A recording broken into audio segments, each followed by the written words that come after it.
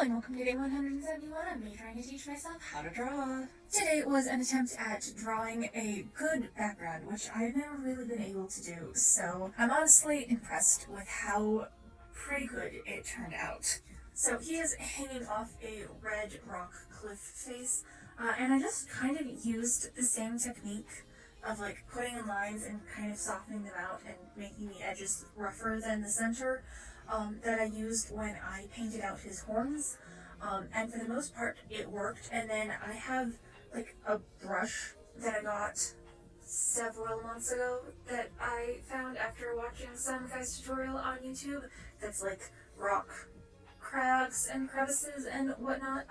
And so I used that to kind of put in more detail, and I think it looks pretty good.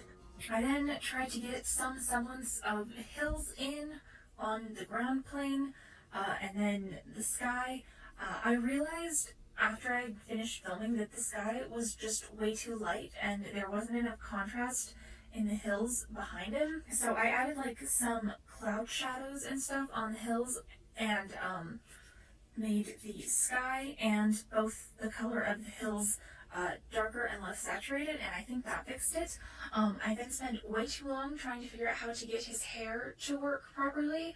I always put it in with a rough brush, but it's too see-through to work for like his actual hair.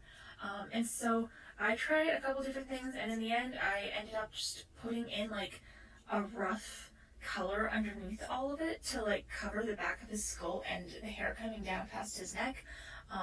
And then I added some more opaque strands on top of both dark and light, as well as airbrushed in some general shadows and highlights, and I think that did it. I also gave him a couple of gray hairs because the crinkle in his eye is not showing through with how far back the image is, which that's my own fault. It's not a close-up. It's small details getting washed away by the fact that they are small.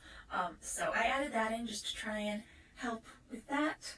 And then, of course, the cast shadows, I also added a couple of harsher highlights just to kind of help things on him pop a little bit more, since he's supposed to be like the focal of the whole piece. But yeah, that is what I got done today. Here you can see the before and after. I changed the base flats of like the sky and the hills in the background and stuff like that.